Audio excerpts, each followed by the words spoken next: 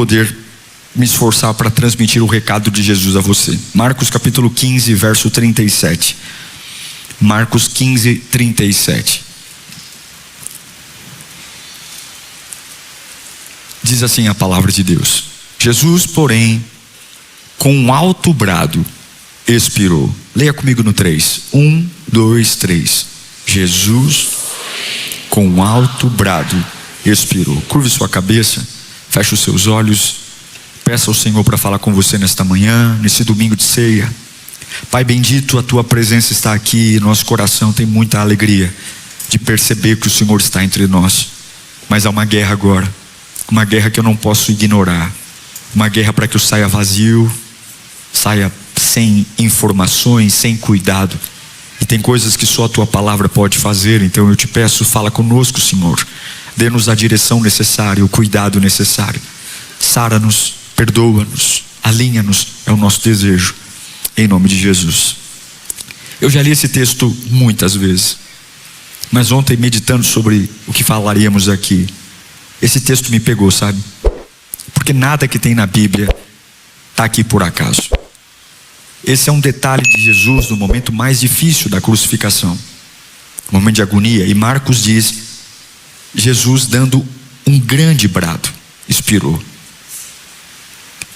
Não diz que ele sussurrou, não diz que ele gemeu, não diz que ele murmurou, diz que ele deu um grande brado, um grande grito. E isso me causa estranheza,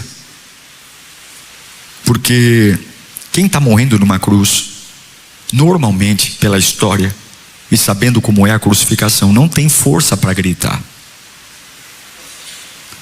A crucificação, ela justamente mata pela exaustão, pelo cansaço, pela asfixia.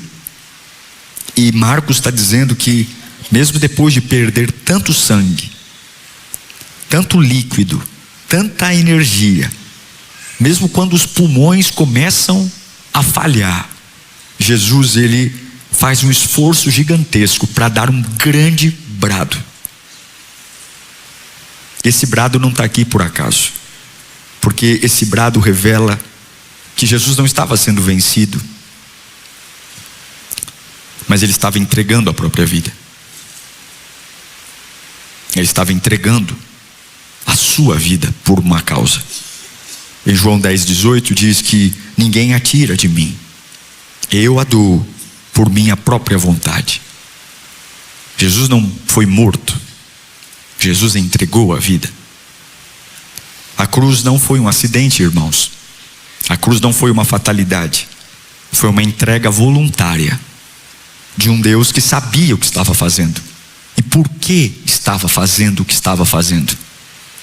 Jesus não morreu porque os romanos eram fortes, porque os judeus eram inteligentes. Jesus não morreu porque o Judas o traiu e o vendeu. Jesus morreu porque ele decidiu morrer. Ele escolheu. Porque quando nós olhamos para a cruz hoje, eu tenho uma cruz vazia aqui, como pingente numa corrente. A gente olha para a cruz hoje e fala: que maravilha. Se você vai na minha sala pastoral, no meu gabinete, tem cruz lá para todo lado. Eu amo o símbolo da cruz. Maravilhoso. A gente tatua, eu não, né? Mas você tatua a cruz aí no braço. Eu não tatuei não, mas não tenho nada contra. Mas tem gente que tatua a cruz, não tem nenhum problema. Ela está em camisetas, colares. E a gente tem uma cruz aqui fora, na entrada da igreja, nos cantinhos da oração. Mas o primeiro século, quando alguém pintava uma cruz, a mensagem era vergonha, humilhação. A mensagem era condenado. O próprio Paulo escreve em Gálatas capítulo 3, verso 13, que maldito todo aquele que for pendurado no madeiro. Quem está na cruz é maldito. A crucificação era só para escravo, rebelde, criminoso, desprezível. Gente boa, gente inocente, gente que cometia até um crime leve, não ia para a cruz. A cruz era a forma mais cruel de uma execução. Nada era mais humilhante, vexatório do que a cruz. E aí eu começo a fazer algumas perguntas, sabe? Fica comigo aqui. Jesus era inocente? Sim ou não? Claro, ele é o perfeito das nações. Jesus era tão inocente que o Pilatos que vai lavar as mãos, ele fala o seguinte em João 18:38. O que é a verdade? Perguntou Pilatos. Depois de perguntar isso, saiu novamente de onde estavam os judeus e disse: leia comigo agora.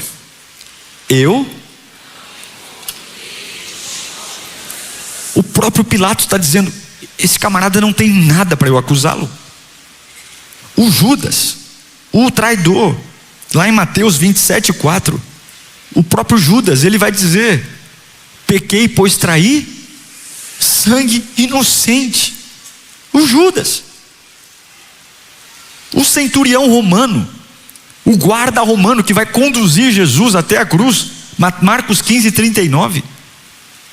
Quando o centurião que estava à frente de Jesus ouviu o seu brado e viu como ele morreu, o que ele disse?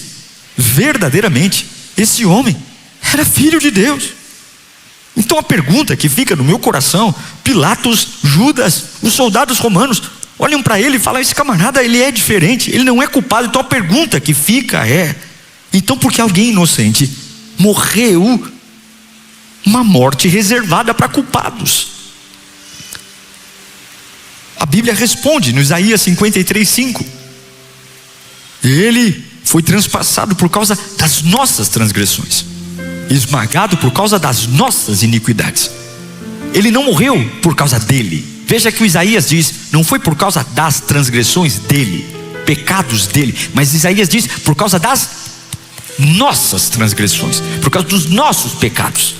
Em Marcos 8:31 diz que então ele começou a ensinar-lhes que era necessário, fala comigo, necessário.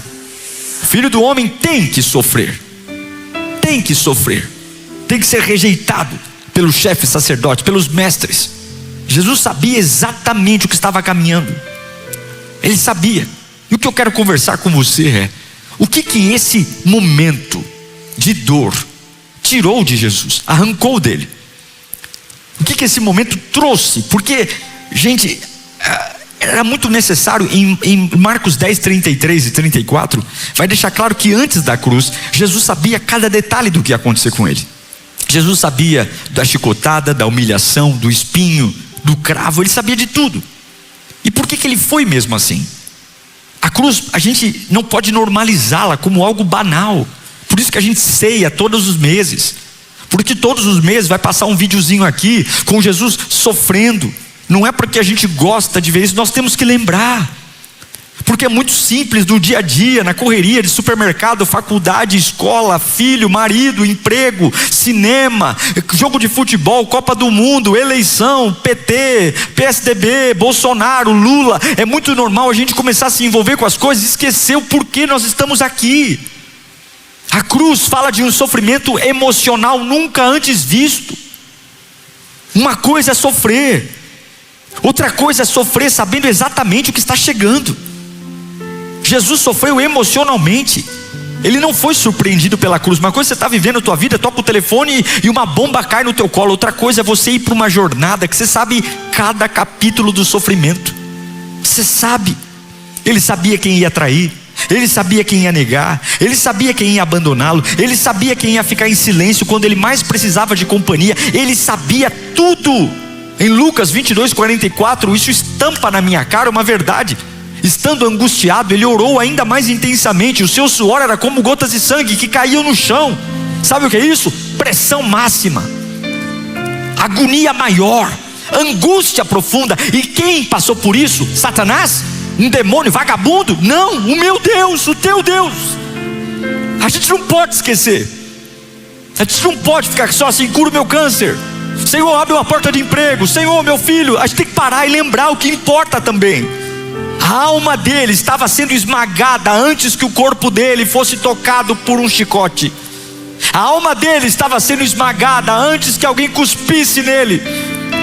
Porque existem batalhas que ninguém vê, existem guerras que se enfrentam em silêncio. E daqui a pouco ele vai para uma situação pública, que é o Calvário. Mas lá no Getsemane, ele já estava agonizando. Vamos falar da solidão? A solidão de escolher 12 homens para andar 3 anos e meio com ele. A solidão de escolher pessoas que ele investiu, apoiou, perdoou, ensinou, corrigiu, amou. Mas em Marcos 14:50 vem a realidade nua e crua. Todos, não foram 10, não foram 9, não foram 5, todos abandonaram e fugiram. Todos. Pedro afirma ainda em Marcos 14:29: ainda que todos te abandonem, eu não te abandonarei. Foi o que Pedro disse. Só que esse mesmo Pedro que faz isso, lá em Marcos 14:71, ele olha para alguém que diz: você conhece Jesus? E ele responde: não conheço esse homem, de quem vocês estão falando? É assim que era. Na hora do tudo bom, eu estou contigo. Na hora do tudo mal, eu estou indo embora. Solidão.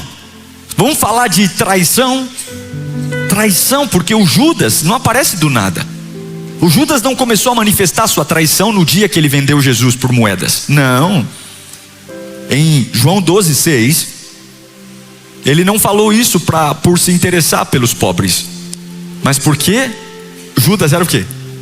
Ladrão. E sendo responsável pela bolsa de dinheiro, antes de vender Jesus, ele já costumava fazer o quê?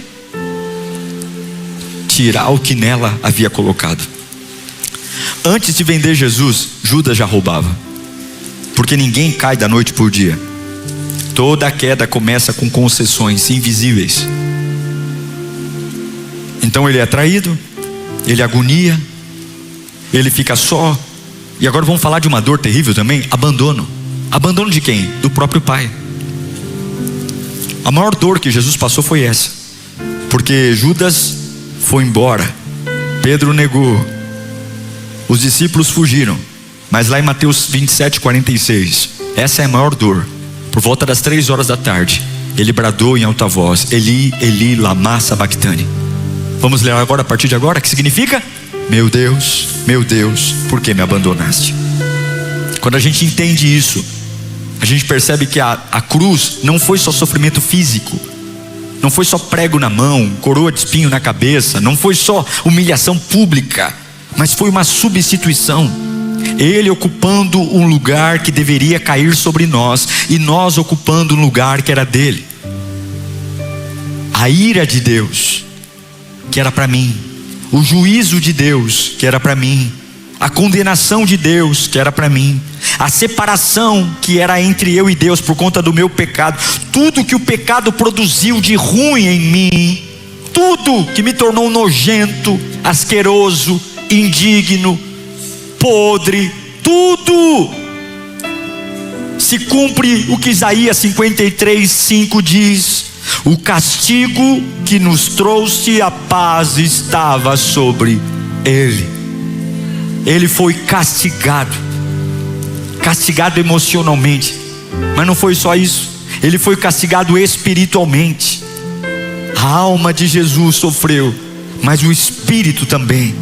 A cruz era uma guerra onde todo o pecado da humanidade, todo o lixo, toda a pedofilia, todo assassinato, todo homicídio, todo latrocínio, toda mentira, toda a situação mais asquerosa que você puder imaginar, todo adultério, tudo estava sobre ele. Tudo, porque o objetivo do diabo ele não vai aguentar. É por isso que desde quando Jesus nasce há um plano do inferno para matá-lo. Maria e José têm que enfrentar um Herodes que quer matar um bebê. Quando ele começa o ministério, Satanás leva Jesus ao deserto para desafiá-lo numa missão para destruí-lo. Em Nazaré, ele é levado até o alto de um precipício do monte e tentam jogá-lo lá de cima. Diversas vezes tentam apedrejar Jesus, e agora finalmente ele está numa cruz, sangrando, humilhado, exposto. Porque aquilo que parecia a vitória das trevas era exatamente a maior derrota que o diabo ia enfrentar.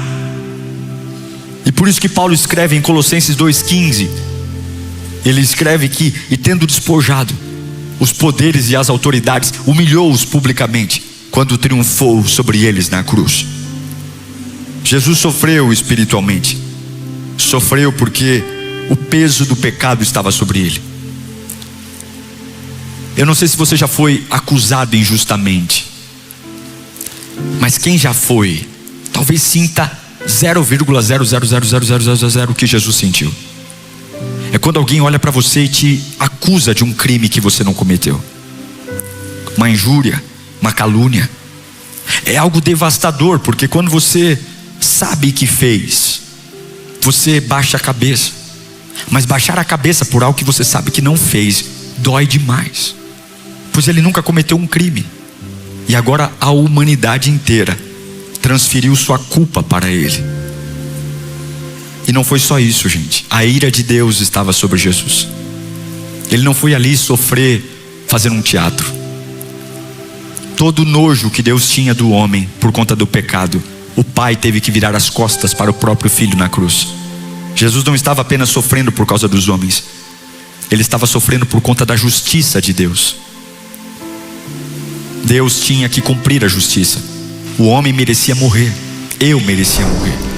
Jesus tinha que morrer, porque Deus não ia negociar a justiça. O nosso Deus é amor, mas também é justiça. Por isso que Isaías 53 diz: o castigo que nos traz a paz estava sobre ele. Mas aconteceram coisas bonitas também. A Bíblia diz que o véu do templo se rasgou.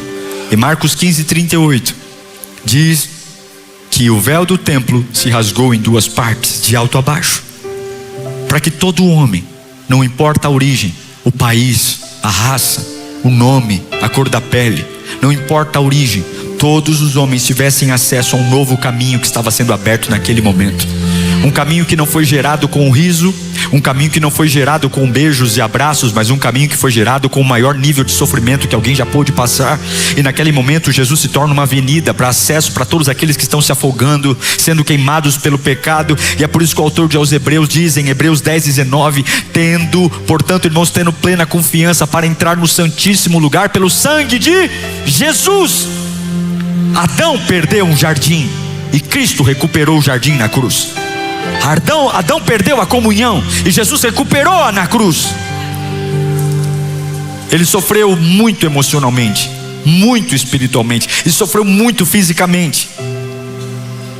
Em Isaías 52:14 diz que muitos ficaram pasmados diante dele, porque a sua aparência estava tão desfigurada que ele se tornou irreconhecível como homem. Ele não parecia um ser humano. Ele apanhou muito, gente. A gente começa a achar que o sofrimento de Jesus foi na cruz, mas não foi. Lá no versículo 1 do capítulo 19 de João, diante de Pilatos, a gente lê esse texto e não percebe o que ele quer dizer, né? Mas lá no Pilatos, lá preso, quando ele é levado por Judas do Getsêmani até Pilatos, a primeira coisa que ele passa é por um açoite. Esse açoite são chicotes com tiras de couro, com fragmentos de chumbo, de ossos de animais nas extremidades, onde se arranca a camisa do criminoso, coloca-o com as costas para cima, e cada golpe rasga a pele, tecido, músculo, porque o objetivo ali não é disciplinar, o objetivo ali é destruir. A maioria das pessoas que eram açoitadas morriam antes de chegar na cruz, porque arrancava-se pedaço de carne. Por isso que a Bíblia diz que pelas suas feridas somos saradas. Essas feridas não começaram na cruz, essas feridas começaram diante de Pilatos.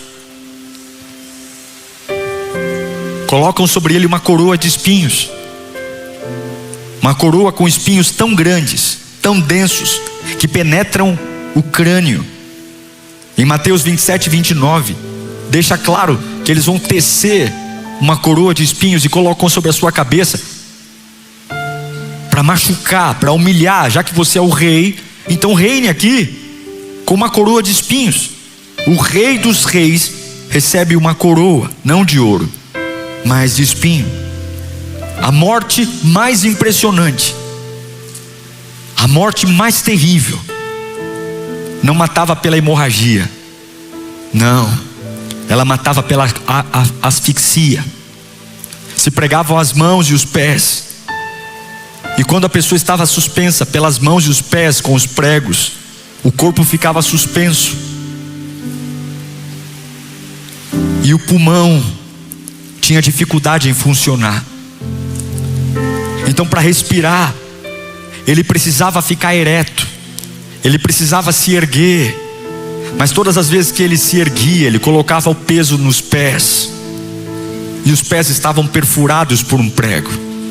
E para aliviar o peso dos pés, ele tinha que relaxar o corpo. Mas quando ele relaxava o corpo, seus pulmões enchiam de líquido, e ele ficava afogado aos poucos. Imagine isso: para aliviar a dor dos braços, ele tinha que aumentar a dor dos pés, e para aliviar a dor dos pés, ele tinha que aumentar a dor dos braços, e todos os movimentos ele era impedido de respirar, e precisava se levantar. Cada respiração era uma decisão, a cada respiração era um custo. E é nesse cenário extraordinário que ele não amaldiçoa ninguém.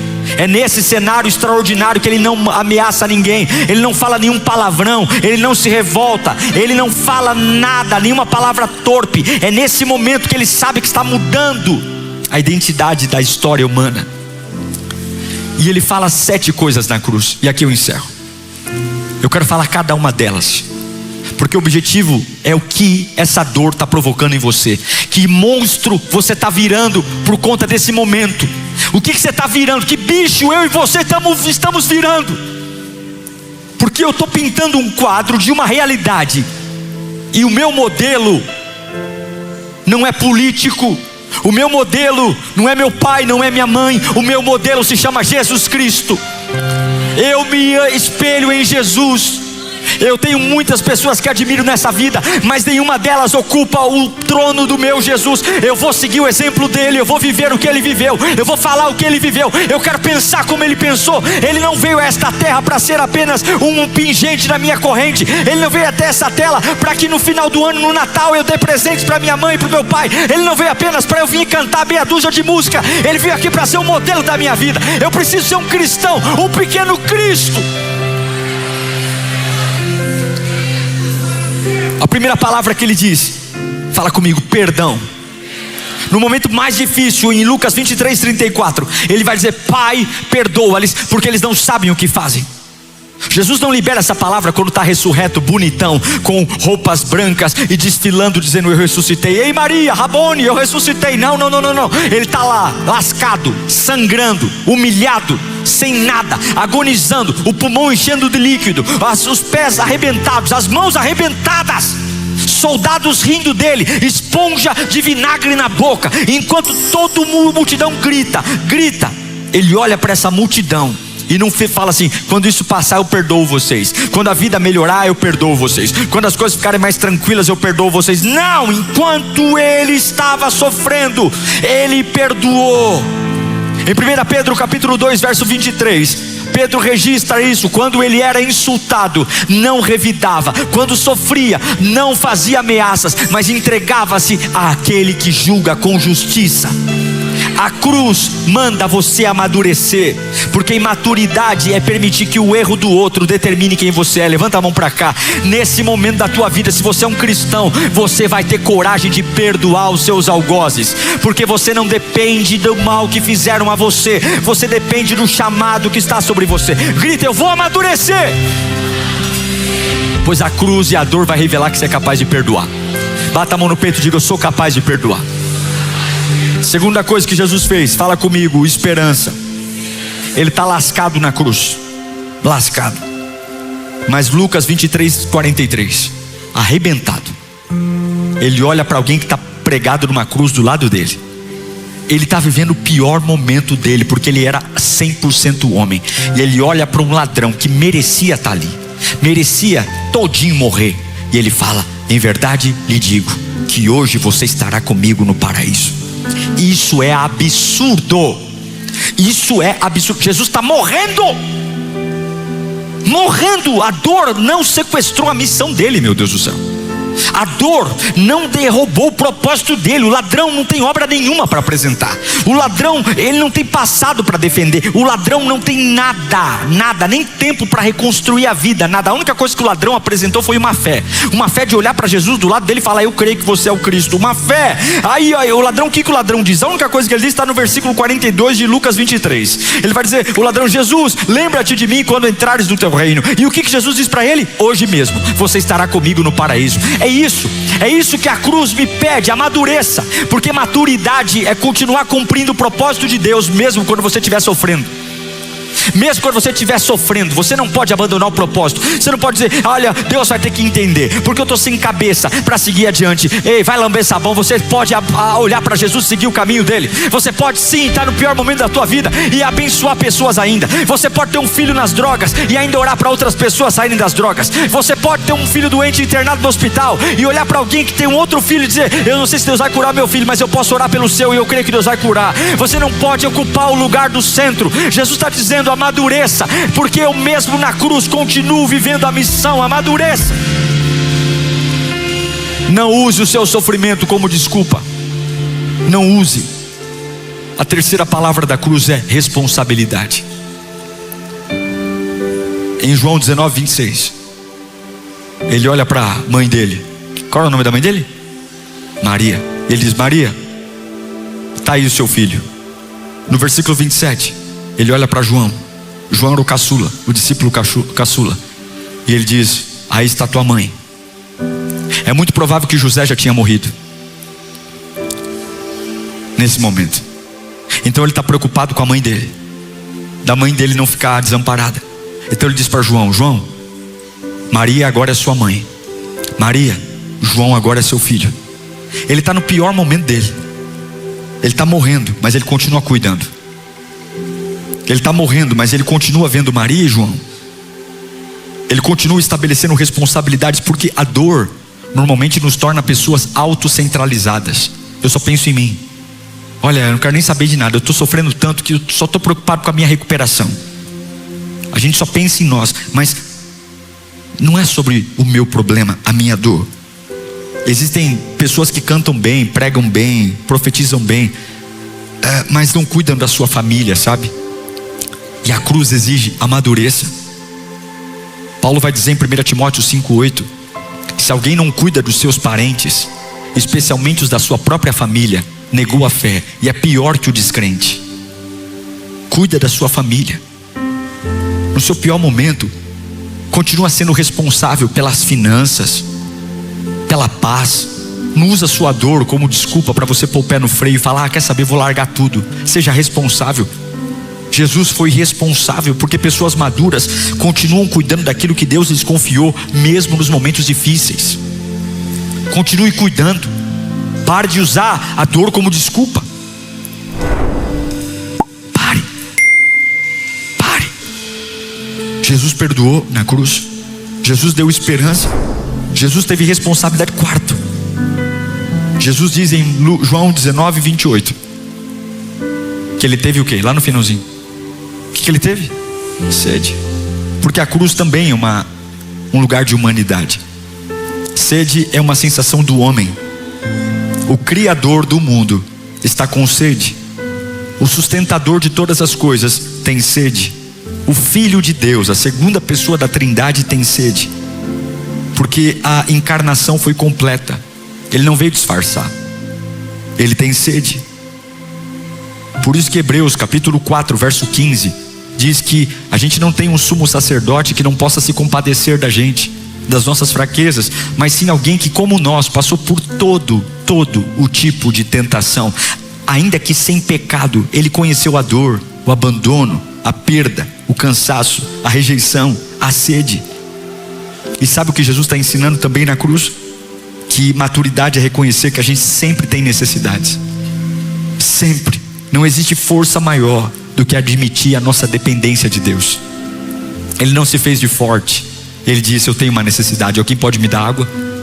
Infelizmente vão embebedar uma esponja de vinagre, mas ele pede água. Você que está aqui sentado, não deixe de Deus conhecer quais são as suas limitações.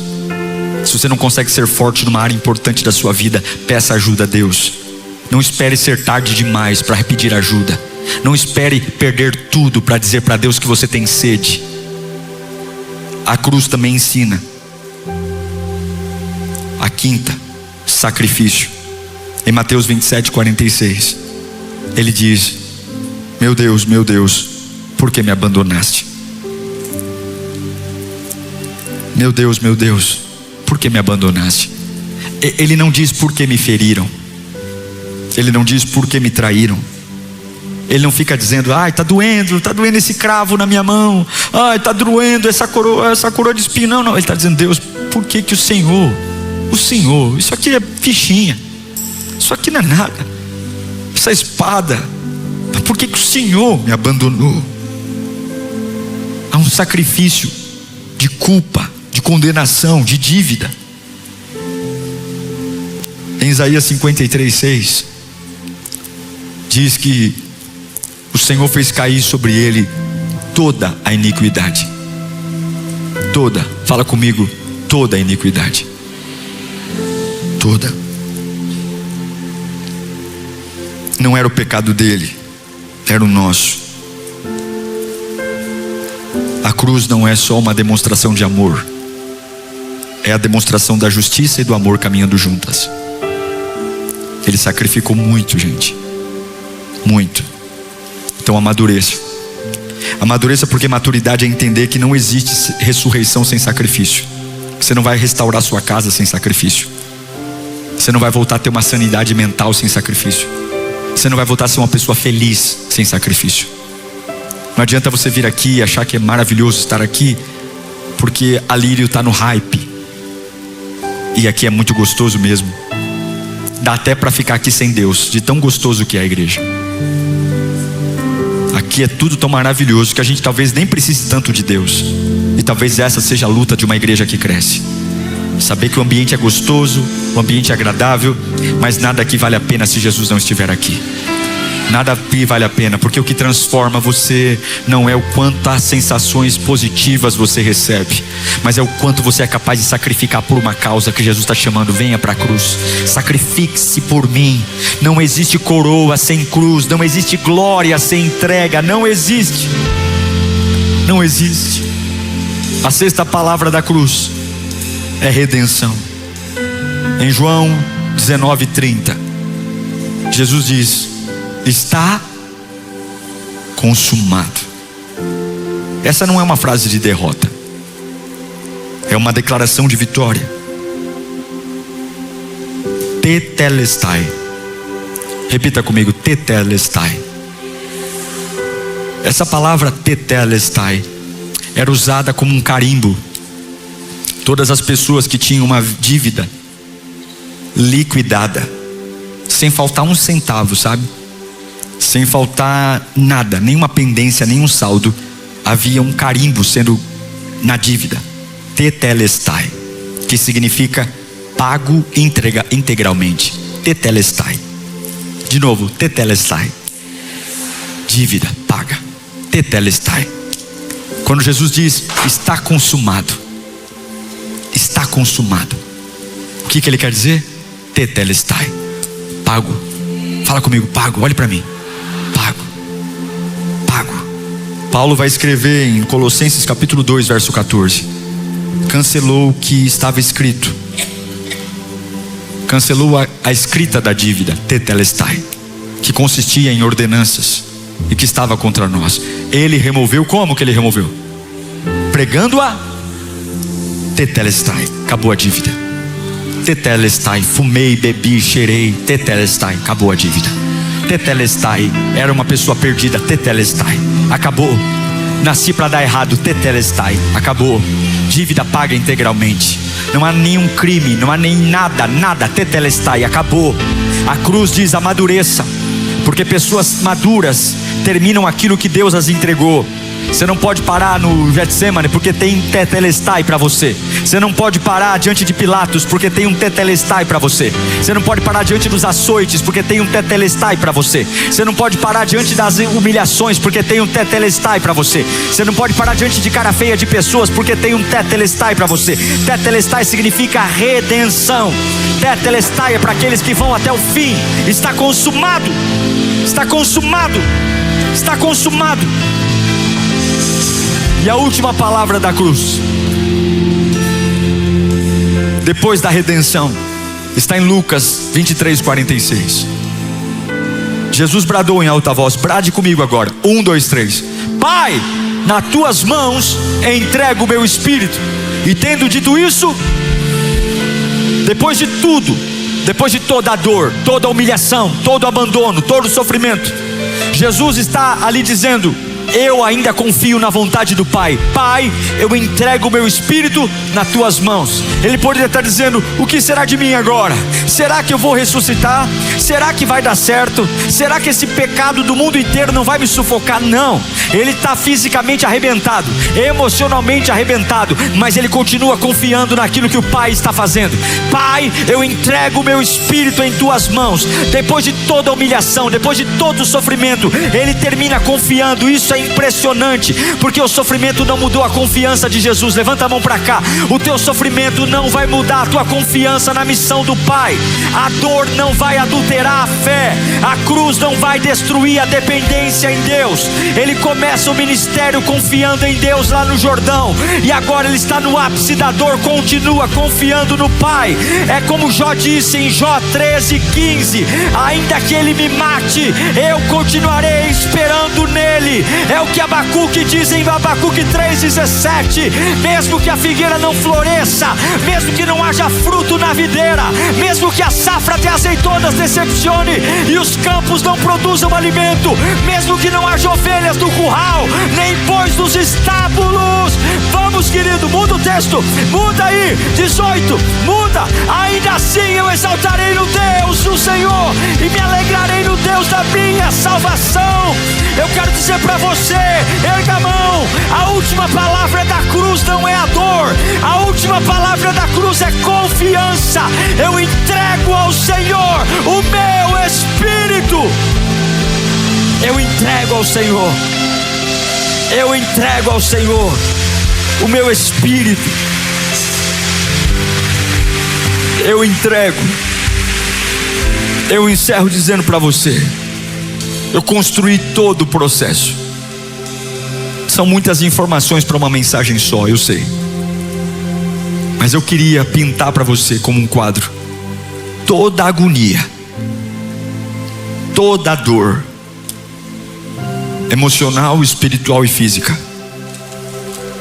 E no pior momento, da boca de Jesus sai perdão, esperança, responsabilidade, humanidade, sacrifício, redenção e entrega. O que sai da sua boca no seu pior momento? Eu sei que alguns falam: eu puxei meu pai, eu puxei minha mãe. É sangue espanhol, é sangue italiano. A gente tem as nossas manias de justificar as pataquadas que a gente faz. Mas o que a dor revela? Jesus deu um show. E ao terceiro dia, o mesmo lugar da humilhação se transformou no lugar de redenção. Você não precisa ser quem todo mundo é. Esse momento pode revelar algo lindo que ninguém nunca viu, porque é assim na terra como no céu. Quero que você feche os olhos nesse instante.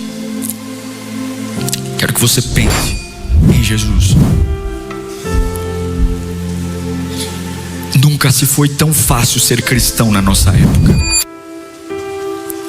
Quando eu era criança, dizer que era crente era a mesma coisa que falar que você era um ET. As pessoas riam de você, as pessoas zombavam. Hoje não. Hoje as pessoas até ficam admiradas e felizes, porque a igreja virou pop. A igreja virou um lugar de concentração de massas, multidões. E é tão gostoso, sabe, que a gente não precisa nem fazer nada. A gente vem aqui, curte o momento e não precisa largar o pecado, sabe? Não precisa parar de fumar, não precisa parar de beber, não precisa parar de trair. A gente vem aqui, continua amaziado. Para que casar? A gente talvez está aqui e continua fazendo sexo no namoro, continua traindo a esposa, traindo o marido. A gente está aqui e continua falando palavrão. A gente não falta no culto, mas continua indo no bar enchendo a cara. A gente está aqui e continua viciado em jogo, na bet. A gente está aqui e continua mentindo, fofocando, continua fazendo intriga entre irmãos. A gente está aqui porque é tão gostoso, mas não é sobre isso. Não é sobre isso, não é sobre um lugar para me sentir melhor. É sobre uma vida de verdade. É sobre uma vida que eu tenho vergonha, porque aquele lugar era meu e Ele deu a vida por mim. E eu tenho vergonha. E eu quero dizer: Senhor, eu preciso de ajuda. Peça ao Senhor para que nos perdoe. Peça ao Senhor e diga para Ele: Senhor Jesus, a minha dor vai mostrar que eu sou um cristão de verdade. Senhor, eu não quero só ser alguém de conveniência. Eu não quero ser só alguém que frequenta um ambiente gostoso, mas eu quero ser um cristão de verdade. Eu quero dar testemunho na minha família. Eu quero que os meus amigos olhem para mim e te vejam em mim, Senhor. Eu quero que os meus filhos tenham orgulho de falar: minha mãe é uma mulher de Deus, o meu pai é um homem de Deus. Eu não quero ser só um crente de igreja, eu quero ser um homem de Deus. Eu quero ser uma mulher de Deus. Eu quero dar testemunho. Eu quero ser um cristão todos os momentos da minha vida.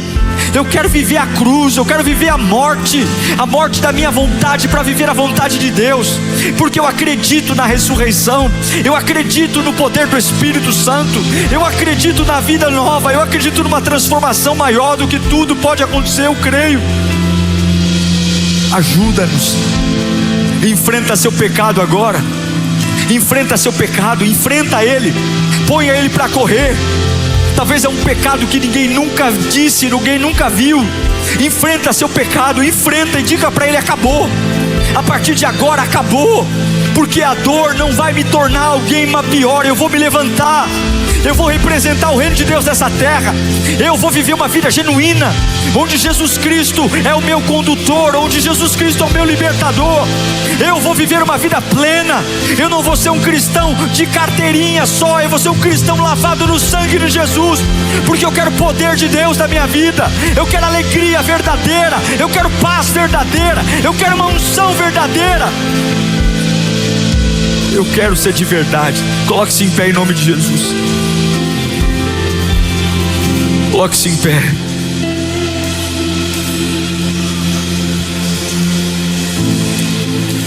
Feche os seus olhos.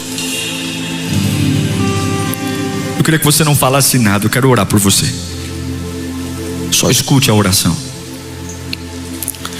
Senhor Jesus, hoje é uma manhã, já início de tarde, que a tua igreja se reúne. Nós entendemos a tua voz e te pedimos desculpa, perdão, por muitas vezes não levar a sério o que o Senhor faz. Mas hoje nós lembramos de que não foi de graça. Isso dói o meu coração. E acredito que todos que entenderam a tua voz também têm o coração doído. Mas nós não queremos nos emocionar. Nós queremos mudança. Nós queremos uma vida transformada, Senhor. Nós queremos realmente sermos sal da terra e luz do mundo, aonde quer que andarmos. E de mim, os piores momentos vão tirar o que o Senhor tem de melhor.